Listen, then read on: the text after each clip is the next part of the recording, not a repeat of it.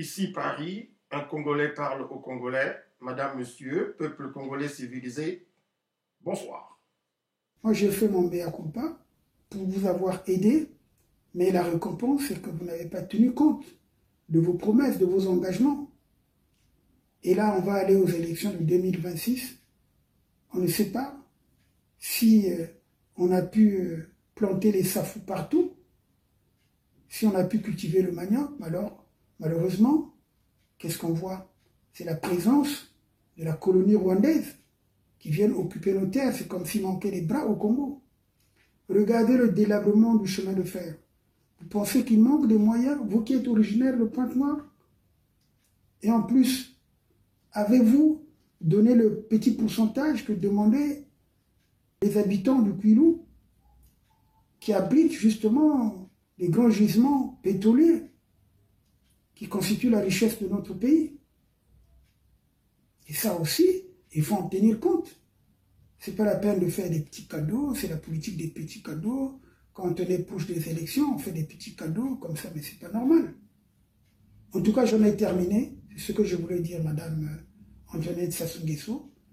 En tout cas, vous m'avez déçu parce que moi, je pensais qu'en revenant aux affaires en 97, vous auriez pu mieux faire par rapport au premier mandat, d'ailleurs, que je considère meilleur que celui-ci. Parce que le premier mandat, il y avait moins de gabegie, il y avait moins de scandales. Surtout que vous avez aligné vos enfants faits par-ci par-là par votre mari, et cela aussi ne vous honore pas. Il faut le dire. Le désordre aussi est parti de là. Chacun veut se servir, chacun veut occuper un poste qu'il ne mérite pas, et tout ça c'est un désordre, Madame Sassou. Moi, en tout cas, je ne prie pas pour vous. Je vous le dis parce que je considère que ce que vous faites, c'est une attitude satanique. Voilà. Merci. Ce que je voulais dire pour rebondir un peu à ce qu'a déclaré Karel Elvis Kakou à propos justement de la croyance de Madame Sassou. Oui, je le confirme, ce couple connaît Dieu, et puis Sassou a été baptisé, vous le savez très bien, parce que je crois que c'est religieusement, il ne s'est pas marié encore. Mais en tout cas, certains de ses enfants se marient religieusement.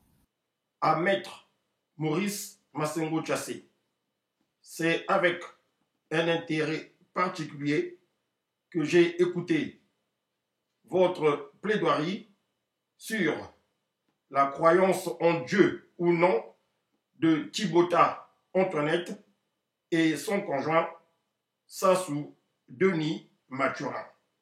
Cela dit, je plaide non coupable. Cependant, je persiste et je signe. Si et seulement si le couple Tiza, entendez par là Thibota et Sassou, prie Dieu, eh bien, il ne doit pas être question du bon Dieu, celui que prie le commun des mortels. Je les imagine plutôt, du fait de leur goût prononcé pour le matériel, pour ce qu'il y a de clinquant, je les imagine plutôt Sassou et Thibota manifestant une idolâtrie pour Sakyamuni. Vous vous souvenez, Sakyamuni? C'est un encart publicitaire qui se trouvait dans un célèbre magazine africain. Sakyamuni, prenez vite ce que vous offre Sakyamuni. Et oui, avec Thibota Antoinette et Sassou Denis, il y a quelque chose qu'il faut savoir.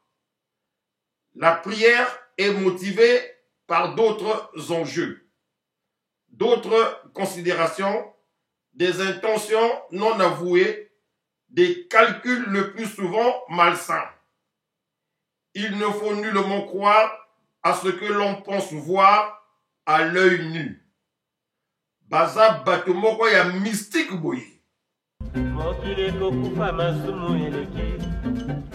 kasi kombo ya nzambe ekotikala seko mondele asala mandoki akoboma bato kasi akoboma verite mondele akoki te mabele ongana lilaye mabele mabele mabele mabele mabele. En tout cas, si Thibota et Sassou priaient sérieusement, ça se saurait. Au lieu de s'adonner à toutes sortes de foutaises, depuis qu'ils sont perchés au palais présidentiel, ils exécuteraient à la lettre les 10 commandements de Dieu, entre autres. Tu ne commettras pas de meurtre, tu ne commettras pas d'adultère, tu ne commettras pas de vol, tu ne porteras pas de faux témoignages contre ton prochain. Bref, ce couple n'a pas foi en Dieu. Il a toujours cherché à instrumentaliser l'Église pour embrouiller le peuple. Du moins, il se sait en perdition aujourd'hui et que les portes de l'enfer lui sont grandes ouvertes à cause de son comportement blâmable, son attitude infâme, sa conduite abjecte, son hypocrisie légendaire à l'égard du peuple congolais souverain, un peuple qu'il a chosifié, martyrisé, affamé pour assouvir ses intérêts égoïstes. Fends-tu avant de promesses brisées, un peuple enchaîné, des vies sacrifiées. Tu as régné dans l'ombre et la trahison, pendant que ton peuple criait sa désolation. Les caisses vidées, le trésor pillé, pendant que la faim grandissait, tu festoyais. Népotisme, corruption, ton héritage. Un pays en ruine, ton triste passage. 42 ans de ténèbres, de mensonges, de chaînes et de misère. Tu as vendu l'âme de la nation pour ton pouvoir, pour ta damnation.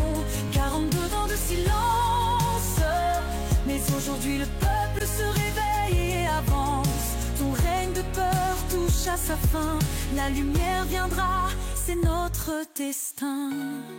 Peuple congolais civilisé, est-ce que en tout et Denis sont dans la même dynamique que vous et moi, qui consisterait à penser, à dire, je cite, « Tu aimeras le Seigneur ton Dieu de tout ton cœur, de toute ton âme, de toute ta force et de toute ton intelligence, et ton prochain comme toi-même. » Luc 10, 27.